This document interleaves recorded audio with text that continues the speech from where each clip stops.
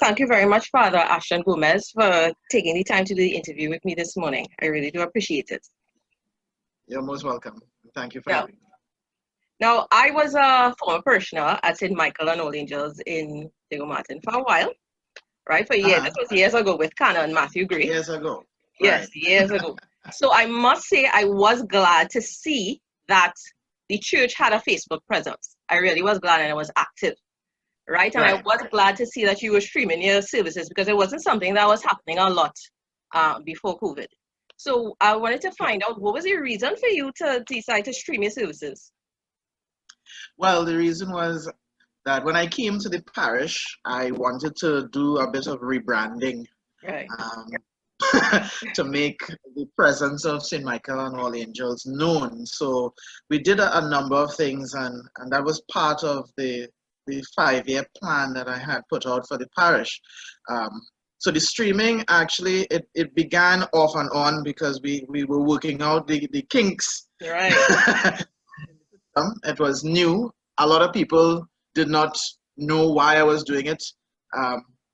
What was the intention, but it was really to reach a wider audience. Yes. You know, so a lot of people who may have had some falling off the church in one way or the other, or who are not able to come to church for one reason or the other, they now have an opportunity to come to know God and to listen to something that I hope is a little dynamic and different from. Yes, we come into that. Yes. Yeah. So it was really something that I prayed about for a while, and when the plan was given to me in my head, I started to put it out on paper, and we formed the ICT committee, and Mr. Adrian Thomas is actually head of that committee. And we had to work out ways on how to get internet into the church, because all these things were new. And of course, the vesture is like, Father, we want to do this for, and the buying of cameras. But everything started to fall in place, actually. And I met a number of people, yeah.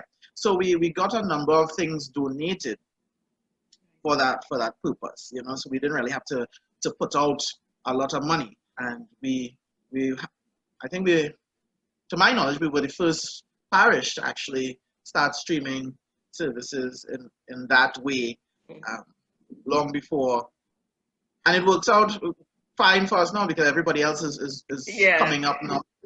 Value of being able to reach people, and as the whole gospel is to go into all the world and to proclaim the good news. Yes. The world is now on the internet.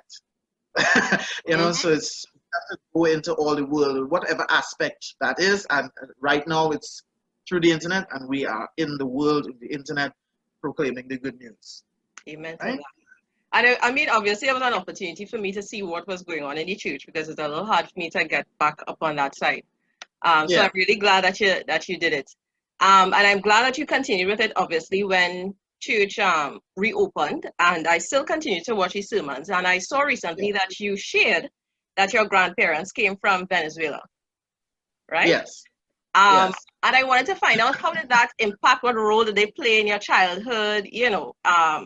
What was it like? Well, zero. When I was born, they were already dead. Oh, okay. Right? But I knew them because of the stories my father would have told, Right. And the story that he would have told the most was that every evening they had to pray in Spanish, and he found it to be so hard to understand Spanish. So imagine being in a house where they speak Spanish, and one of the children say, "Well, this is too hard for me." Right. And he actually learned Patois, because when they came to Trinidad, and of course being migrants at that time in the 1800s, they were French settlers here. Okay. And they had the broken French, which we know as Patois. So my grandparents also learned Patois, and my father would have learned Patois from them, because when they wanted to speak in secret, because they thought the children knew Spanish, they spoke in Patois. But my father, who didn't know patois, Spanish, learned patois from them when they were speaking their secret stuff. So he learned patois from them, and it's different because they also did not like black people. So my grandparents, my father actually, were those fair-skinned Venezuelans that you normally see, so very, very white in that way. So when my father married my mother, who is a dark African / Indian descent, but the Africanness came out more, they were quite unhappy that he chose a black woman to be his wife. Nevertheless, they pressed on. And in the end, she was the one who took care of them in their old age. So this is why, when I preach or say certain things, it's not in a vacuum. It's not I don't know, I have never experienced any of these things. It's because it's part of what I know and who I know. So my father, who would have been separated from the majority of his own brothers and sisters, because of that, would have introduced me to the finer things. My father, for instance, would have learned a bit of Hindi from the Indians he would have worked with, the East Indians he would have worked with at the time. Growing up there and having that kind of experience, I tried to learn patois from him, I must admit. And for me, that was too hard. So I didn't learn languages at all. But we did. I was going to ask you if you knew Spanish, if you grew up hearing Spanish in your home. I guess no. Again, Spanish was too hard, so he never learned it, really. After he left from home, of course, he stopped saying prayers in Spanish, right? But my parents, they were Roman Catholic. A lot of people, right? So we all grew up as Roman Catholic. I was a Roman Catholic myself, which haunts me in many circles to this day, but it's all right. It adds to the flavor of who I am, I suppose. So but we were always pretty religious, pretty strong in church, and going to church every Sunday, having to wake up 4 o'clock in the morning, get ready to go to church for 7, and in those days, taxis were very difficult to get so early in the morning, right? So we had to, hence the reason for waking up at 4, getting ready, and having to wait for a taxi to get to church. And getting back home was usually never a problem, because by then someone would have offered to give us a ride to come back home. Generally, we didn't have a lot of people with cars living in our area where we came from to go to church, but there was always a parishioner or two who would come and offer us a lift back home. So church has been a place for me where you meet wonderful individuals. So you grew up in Rio Claro. Yes.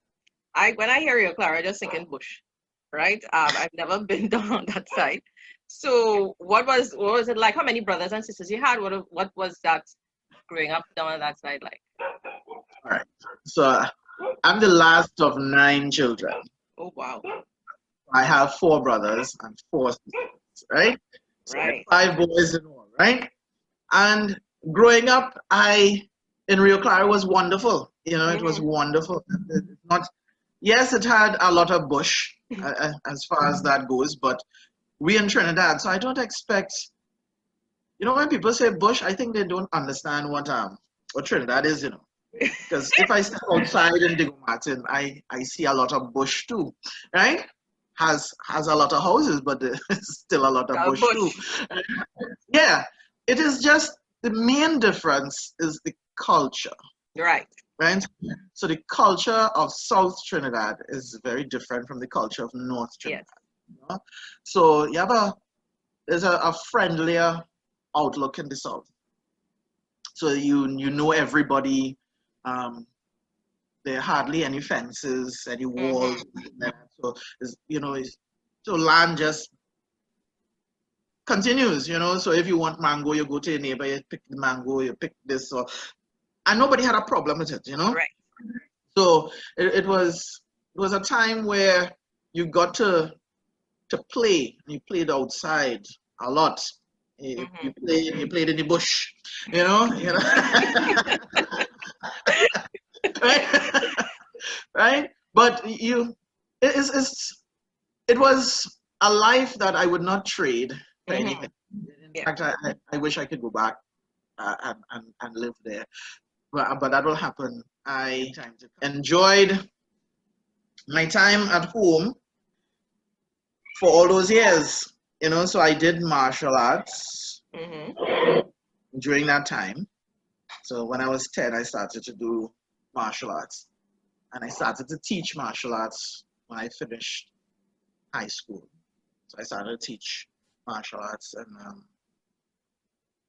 while doing or studying for my A-levels. And then I decided that I wanted to get a regular job like everybody else. And there was a recruitment for the first job that I had was being a postman, right? So I was a postman for a while, and I enjoyed being a postman. So I was a postman in Tableland. That was my first posting, and so I learned Tableland a little bit. And then I was transferred to Mayaro, and I was in Mayaro for a while. And after that, I got fed up. And I did some security, so I was doing security for a while. And then I got fed up of that. And I applied to the nursing school. And I was doing that for 2 years. And then I got tired of that. Okay. Right. You're not tired of being a priest? You're not tired of being a priest? How long are you a priest now? 7 years. No, I'm not tired of being a priest. Praise God for that. Well, that will bring us back to when I was 5. I always wanted to be a priest. Okay, really? That's the thing. So since I was 5 years old, I knew I wanted to be a priest. So after being tired of all those things, I actually joined the Roman Catholic seminary. Right. Yeah. So I was told many times that my picture is still on the wall there somewhere. A thinner version. Right. So a thinner version of myself, yeah, is on the wall, in the bottom part of St. John Vianney, Ugandan Martyrs Seminary. But after that, I came out.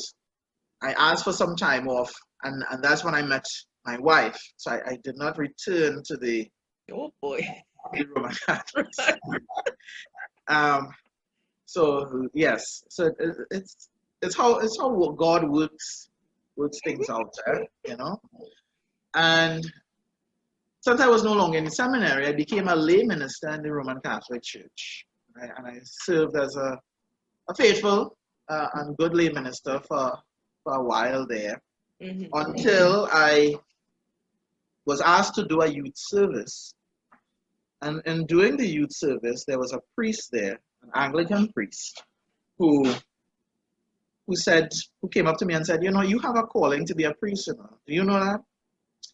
And I said, yeah, but that time has passed, and the Lord has chosen a different path for me and so on. And he was like, have you ever considered the Anglican Church? And I said, in all honesty, I said, no, I've never considered the Anglican Church. In fact, I didn't even know much about the Anglican Church because every time I passed by the Anglican Church in Rio Claro, it was always closed. Oh boy. So I didn't even know that church was functioning. It was always closed. So it was, you go into church and it's closed, and when you come back, it was closed. But then I realized that it was open after the Roman Catholic Church was open, and it closed just before we finished. So because the Roman Catholic Church would go on for like 2 hours and things. And when I was younger on a Sunday, and they would have been going maybe for an hour and a half or something like that. But the reality is that even in growing up, I never encountered anybody who just said I was Anglican or anything like that. So it was like an almost hidden identity and so on. So what I knew was that there were Roman Catholics, there were Muslims, and there were Hindus and Seventh-day Adventists, Pentecostals, and Rio Claro. You didn't even know that there were Anglicans in Rio Claro. That's the tell you, right? But that was really I would say my calling since I was 5 years old. I always wanted to be a priest. So when I met this priest who said that I still had a vocation and so on, and he asked me all those questions, I said no. And then he decided that we should meet up and talk. And we did, and we did that for a few months.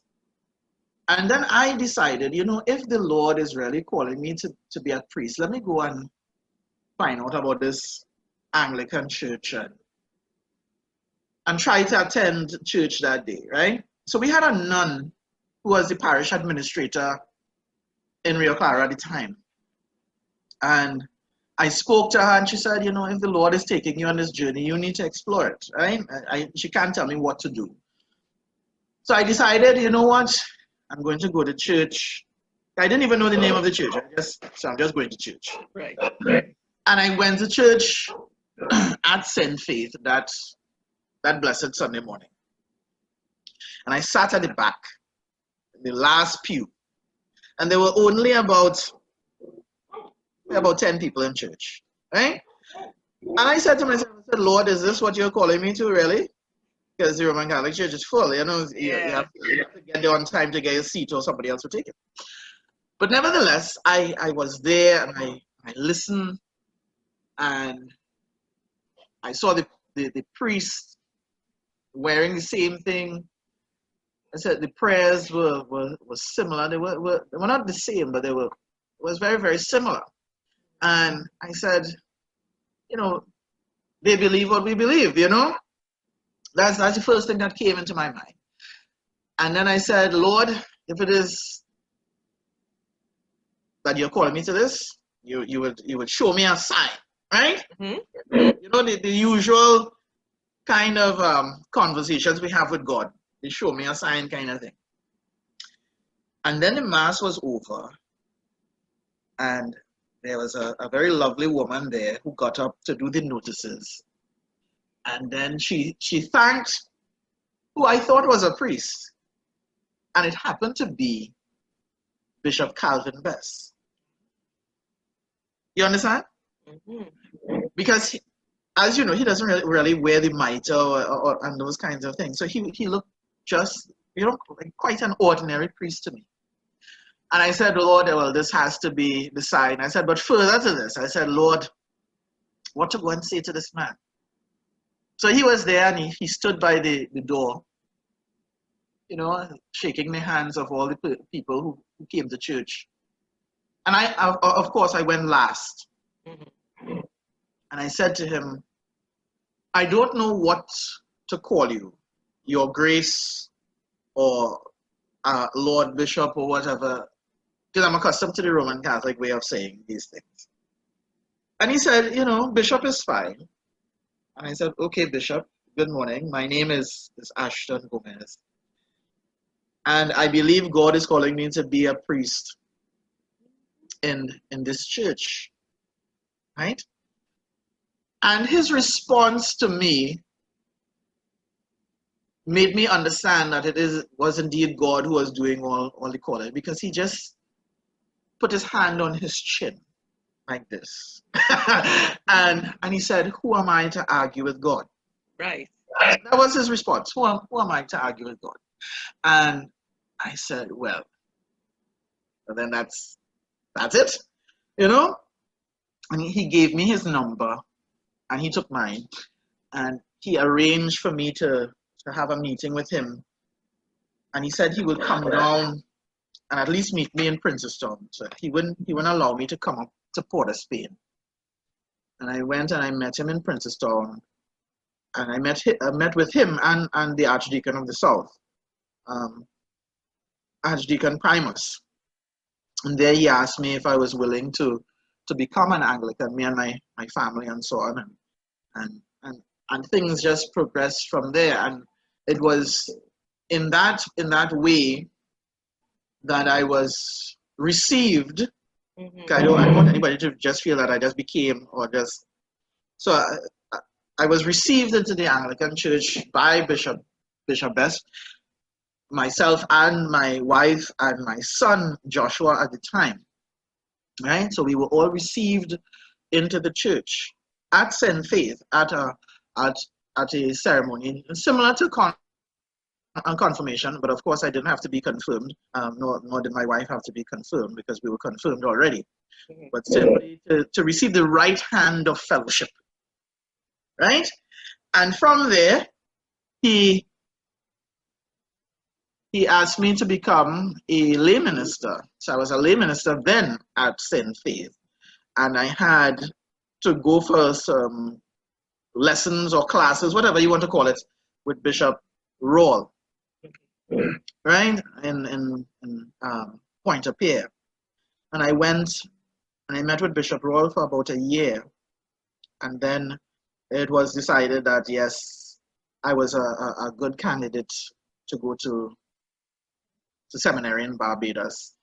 And so in 2009, we left and we went to Codrington College, and I did my yes. Okay. Yes, my family went with me, and Bishop Best didn't think that it was good to separate such a young family at the time, right? So we all went, and we spent 2 years there. So I did my licentiate in theology. Then I came back in 2011. And I was assigned to All Saints Church, 2011. But I was ordained as a deacon on the Feast of St. Andrew, the 30th of November of that year, 2011. And that was the last ordination that Bishop Best would have done. So I would have been the last person, as far as I know, unless he did some other ordination after that. But I would have been the last person that he would have actually ordained. And that was his last year and last month, really, as being bishop, So being at All Saints, I also spent a little time with the new bishop, Bishop Claude, right? So being at All Saints, I had Bishop Claude and Reverend Tenya at the time, who is now the dean, who showed me the ropes and taught me what it meant to be a priest. Right. And one of the things that I would remember from Bishop Claude is that we pull bull here. Right? You can verify it with him if you think I'm lying. What does that mean? It means that we work very hard, that's all, right? Okay. And then I was then given an opportunity to become the priest in charge of St. Michael and all angels, right? And that responsibility took effect on the 1st of January, 2016, right? So it's within a year that you make a year. So that's why I'm already in my 5th year in the parish rather than my 4th, right? So when I was reassigned, of course, you're on your own. Yes. You're not an assistant anymore. And I came down to St. Michael and All Angels. I've never been down this way before. I never came to the parish before. So it was a very new experience all around. And the first thing I did on the 1st of January was I took a drive around the parish, as I knew where churches were. So I looked up where the churches were, and I went to Carnage. I came down to Wendy Fitzwilliam Boulevard, and I went to River Estate. There are 3 churches in this parish. So I visited all 3 just to look at them, get a feel for the area. And I came back home, and I began my praying about what am I to do in this parish, and of course my wife would have joined me in those prayers because she is now going to support me in this new role as priest in charge. Because what does it mean to be priest in charge? It's not like somebody comes and tells you exactly how to do everything, right? You have to figure it out. So part of being successful is really learning to look at things at all angles. Failure is part of the process of being successful, but I don't like to fail at a lot of things. So really and truly, I tend not to attempt things unless the chances of it working are very, very high. St. Michael's and All Angels has been a parish that I think in recent times have begun to stand out a bit. I get calls from a lot of areas, from a lot of people saying that they follow St. Michael's and a lot of things.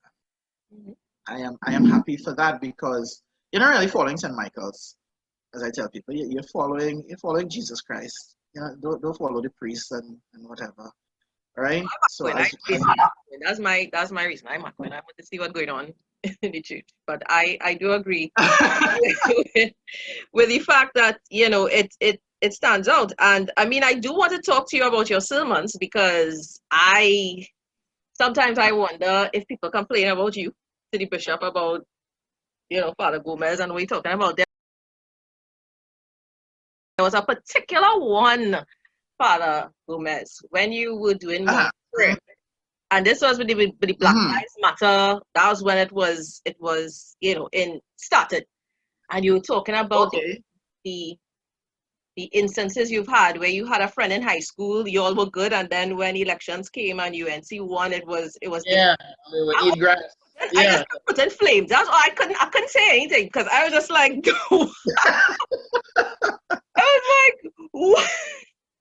And it was just, and the thing I appreciate about you is that I don't have to guess what your message is. You are very clear in what you say. You don't use euphemisms at all. It's just, this is what it is. And you challenge us to really think about how we serve God, and our path and our journey. So, I appreciate it, but I just want to know if you ever get in trouble. Anybody ever complain about you or anything like that? Yes. Really? Yes. I'm sure that they probably still are, but you see, when you complain, my thing is, what are you actually complaining about? Right? You may not like the language that I use, but yet it is our common language. I have not used language that is outright disrespectful or profane in that way, but I have shown people that, to me, God speaks to us through the language that we know, and we are not to I'm not someone who likes to beat around the bush. Yeah. Good time. Probably I had enough of that growing up. Oh boy. Yes. See, I have that skill of bringing back things. Yes, of course. Yeah. So I'm sure that people complain, or they continue to complain, but in a situation where we are online, if you are not happy with what I am saying, it is just a click. Of course. It's just a click. Yeah. You understand? You don't have to listen to me. But the mere fact that you choose to listen and then complain tells me that there's something appealing about it. Yeah? There's some truth that you are hearing, but you just don't like the manner in which it's being put across. Now, I, and a lot of the younger persons who would become priests or deacons right now, do not speak in the way that the older generation clergy speak. Yeah? We are known as what the millennials. Yeah, for those born in 1982 onwards and so on. So I'm one of those. I'm a so-called millennial. And one of the things that they have said about millennials is that we don't like to beat around the bush. We are about getting to the point and all the rest of it. And it's true. You know, I grew up when you ask a question and people like to go around the thing, and by the end of it, you're not sure if the question was actually answered. If I am representing God, because that's what a priest is, an ambassador representing God, then what is the truth of the church? If there's no way for me to articulate that for the person with the simplest of minds to understand, then it's not worth doing. You know? So when I speak, and yes, I would speak with passion, right? It is because, as I've told people, I believe in what I'm doing. I believe in who Jesus Christ is, you know? And this is what needs to be said at this particular time, right? I have not been asked thus far to withdraw anything that I have said thus far, you know? And again, I would say it's because even though you don't like how I speak, can you point out to the errors or into what I am trying to bring about, the light that I'm trying to shine upon in particular, right? Because I've been in the church 9 years. I've been a minister, you know, the time that I was a deacon to now, it's 9 years. And I thank God for the entire journey, So when people come up to me and sometimes I go out and they're like, Father Gomez, and I would turn and look at them. I don't know who they are. And they was, you don't know me, but I follow you online all the time. And I praise God for that, because you're hearing the gospel, right? So nobody could say that it tuned in and it's not the gospel that is being preached. There's some kind of weird something that is being put out there. You know, I might be weird, but but I found you were calling it a rant though. And I kept saying it's not a rant. Why were you calling it a rant? Because it's longer than a sermon, really. And you know, it's, you see, we tend to want to use these words to define certain things. So when you say a sermon, it has a certain kind of construct and yes. And a homily is something shorter than a sermon, right? Yes. So a sermon itself should be about 20 to 30 minutes. That's a sermon. A homily should be around 10 to 15 minutes. So that's the reason why. It's not that it has nothing to do with God, but because there are a lot more issues that I deal with on the morning prayer and so on. We have a little more time. Well, I'm assuming we have a little more time, but but when I say a rant, it's not to diminish the value of what is being said, you know, because sometimes the connotation might lead one to think that way. But it's really because it's longer than, you know. So if people want to call that sermon, that's fine. But for me, the reality is it's really longer than a sermon, right? And so for some people, they may feel as though I'm just talking, right? And hence the reason for saying the rants, right? I enjoy them. I must say. I wanted to talk to you about COVID. When COVID came, you had to be in charge of the church, but then you have your family as well, right? Your Yeah. children were home and so forth. How did you balance the two? Well, you see, God blesses you with a good wife as well. Amen. Amen. And you see, the experience of of her, of all of us being in Barbados together, Mm-hmm. prepared her for the life of me being a clergy person, Okay. right? That as much as she knows that I would want to be here Mm-hmm. physically with them at times, she also understands that God's people also needs me to be there for them, and that is a sacrifice that is made, right? And it is made when you find the right spouse, when God puts those things in place, Mm-hmm. right? So, so she would by and large be taking care of all the children, and and I would come and assist as far as I can in terms of cleaning the house, doing the dishes, washing, doing the laundry, and that kind of thing. So I do help out in those ways while she tries to deal with the whole education matter.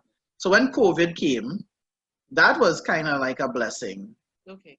because I got all more time to be with them, Right.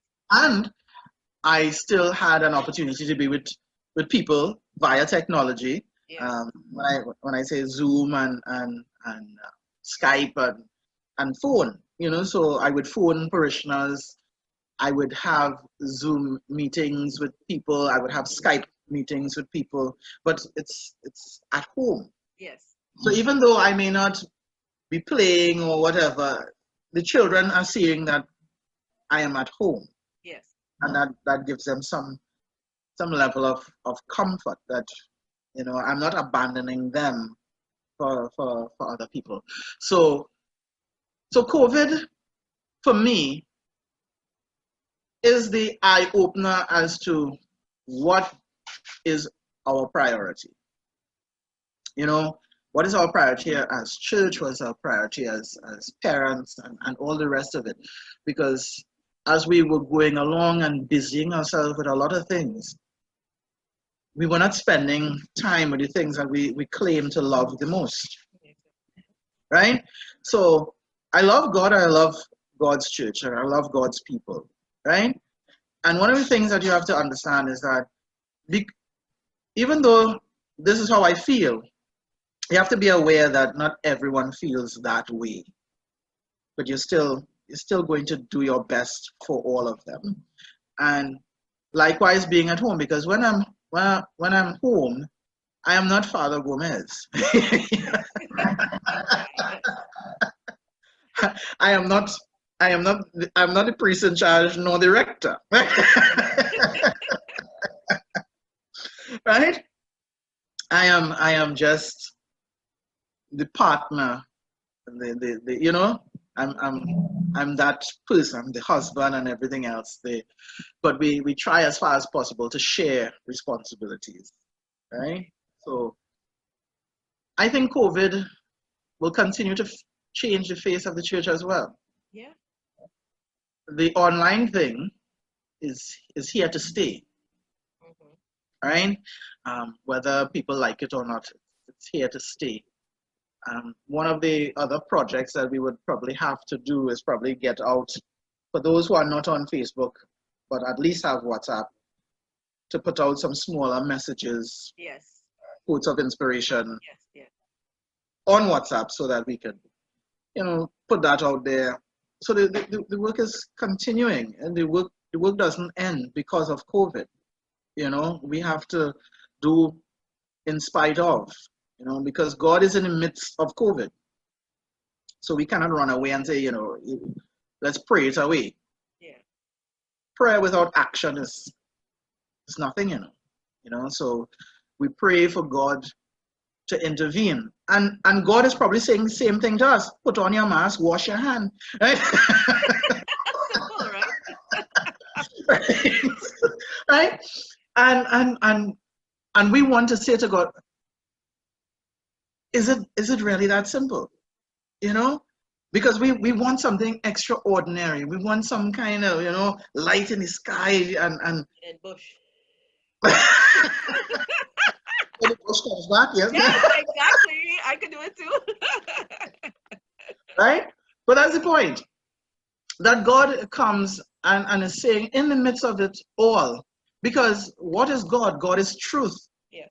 Not so? And if the truth has been revealed that these things can minimize the spread of, and if you're minimizing and you're doing, and you social, the physical distancing and so on, then you're taking away the power from, from this disease. It needs to grow. Yes. When love grows, it is not the same love of what we call puppy love, the love that wants to stay on the phone long, because when you in love and your wife calls you, you just, yeah, that's all right, okay, bye, I'll see you. Yes. You're not trying to stay Yeah. Yeah. right? Yeah. You might even say that's what you call me for, right? Okay. And this is what I mean, so being with Jesus, being with God, it's not only about that high time. Yeah. So even those who are in life in the spirit, or who have done life in the spirit, they're not on that high all the time. And to say that is to lie, right? Right? Because we see the hilltops and valleys in the scriptures. We see Peter and James and John on the Mount of Transfiguration, a literal high, where they wanted to not come down. They wanted to build three tents, and God said, no, we need to go back down. Because the exuberance that you have here is what will win people over when you go down into the valley. Mm-hmm. Let them be able to have this mountaintop experience so that they too will continue that cycle. It's a cycle of growth. All right? But as long as we come to know God in this way and we are filled with the light of his presence, then the more and more we want to be in that light. Because the light is ever new, right? And the light is just exposing a lot of things in our life that should not be there, right? And sometimes when the light is exposed, we find ourselves in that dryness. We can't pray. Mm-hmm. We can't move. We feel drained and all this kind of thing. That's when the light is shining the most, Really? Okay. Yes. The light is shining the most. Because you see those prayers when you pray and it's real dry, Mm-hmm. they're being prayed with the most amount of faith. Because you truly mean it. Yeah? It is the darkness that is being exposed that causes the feeling to happen. And so you have to appreciate those times when the light is shining the most. It's like Jesus on the cross saying, my God, why have you forsaken me? Yes. It's a real dry prayer, Mm-hmm. But wasn't the light shining the most then? Mm-hmm. The mission is accomplished. Yeah? Mm-hmm. But I feel abandoned. But God didn't abandon him. Right? Mm-hmm. That prayer is a prayer of faith. And we all pray like that from time to time. That, Lord, hear my prayer. Lord, why are you not answering? Not those prayers in desperation. Right? Mm-hmm. Which are very different to prayers when you're happy. True. Because prayers, yeah. True. Prayers when you're happy are short. And they're kind of full of fluff too, I find. They're full of fluff. Really full of fluff. But Yes. when it's that intense emotion is really, you're just getting straight to the point with God, You ain't using, the set of Right. titles and that kind of thing. You're praying. You might even shed some tears. Yes. Yes. Right? Yes. And it's real. Mm-hmm. So you see why I say those prayers are perhaps the better prayers that we make. But what I struggle with sometimes is, I do want to talk to people about Jesus, but I think well, again, thank God for COVID because I'm doing morning prayer now. So I'm actually reading my Bible. So now I get into know my Bible. And I feel like I have to read the Bible and I have to know it before talk to people about God. That's the feedback for me, I find. So I'm very shy about talking about Jesus. Okay, well let me what Bible did the apostles have with them?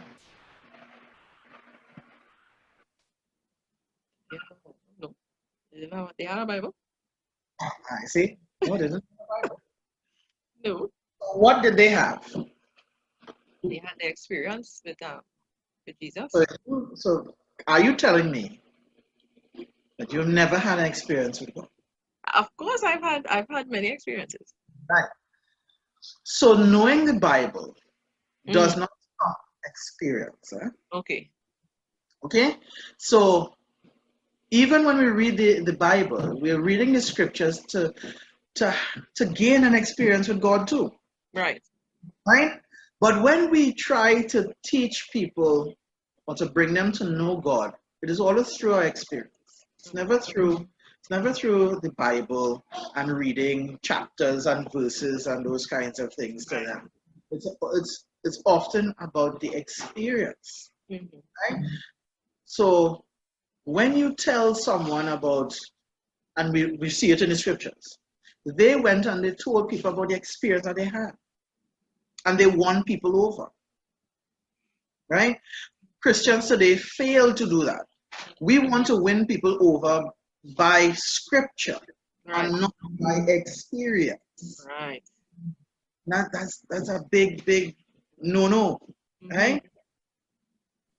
The things that I did, Jesus said, you will be able to do. He sent them out into villages and so on and said, proclaim the good news, so you have to be able, and the good news is the experience with Jesus, because Jesus is the good news, right? Could they say anything without saying anything about Jesus? What Jesus said and what he taught, he is the good news, right? So when we proclaim, we are proclaiming first and foremost what Jesus did in our life. That's the good news. So you guys, God forgave me from my sins. God rescued me from this. That's the gospel. Right. It's no different. And then you use the scriptures as a highlighted. See, this is how it happened here, and it's still happening now because God is still interested in us. Okay? When I preach, that's exactly what I do. I give people the experience of me. Right. Yes. Right? Yeah. And my experience as a person is familiar to a lot of people. Yes. So they can relate. They could come to a place of understanding. But if I use the Bible alone, yes, that's 2,000 years ago. What I had to do with me today, right. Yes. So you show them how it works today is just as how it worked 2,000 years ago. Right. That's what you do. So it's good to learn the Bible. It's good to do all that. But don't shun your experience. Don't be embarrassed either by the experience. So I share a lot of things about my life. I suppose that a number of other people might be embarrassed to talk about, especially if I was wondering if your family had any issues though, because I know you shared a couple of things, and I was like, I wonder if your family tell you why you say that, boy. Some of them are actually honest saying amen.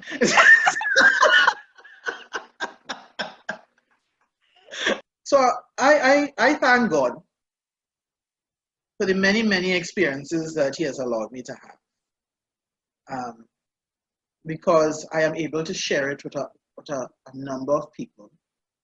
And as I say, I am not ashamed of who I used to be, right? Because I know who I am now, and I know that God has redeemed me from my past sins, and that God will do the same for other people. That's why I don't, some people feel that I am going to judge them on what they say or what they do. Some people come and tell me, Father, and while they're speaking, they use a few bad words and they begin to apologize and say, you did not offend me. That's part of who you are. right? And it will come out until you learn to change your behavior, right? So if cursing is part of your regular life and you believe it offends me, then how many other people do you think it offends? Yeah? So don't do it because I'm a priest, because I'm not any holier than you are. At the end of the day, I still have to examine my life and ask God to forgive me for the sins that I've committed, just like everybody else. So I never view myself as being above anybody else because I'm a priest. When people say that you're set apart, I said yes. Being set apart does not mean being set above. Right. Right? Because priests come from within the congregation. They have to deal with the congregation and so on. And people need to see priests for who they are. They're human beings, capable of making mistakes and are entitled to the same kind of forgiveness that everybody else wants, right? So what I pray for the most is to be a good priest, that's all, right? I don't pray to be the best priest. I don't pray to be anything other than a priest, actually, right? Because I believe in my heart of heart, this is what God has called me to be a priest. And I want to do that to the best of my ability and try to be an example to people wherever I go. So even though I'm not in clerical, how I carry about myself outside is equally as important. But the notion of us always thinking and exploring and moving, I think that is the imagination is very important in our spirituality as well, right? To continue to have this sense of wonder, right? And not have everything figured out, but to continue to what if, yeah? And just allow it to flow for a while, What if we could fly? What if we could lift heavy objects, How would Jesus impact our life as we change as human beings, as we evolve as human beings? So those are the things that capture my attention sometimes for hours. Just Wow, Father Gomez, thank you so much for taking the time today. We spent a lot of time talking, but it really was wonderful to get to know you as a priest and, to share some light on building, our spirituality as well. So thank you so much. You're most welcome. I hope that I didn't bore you or No, anything. of course not.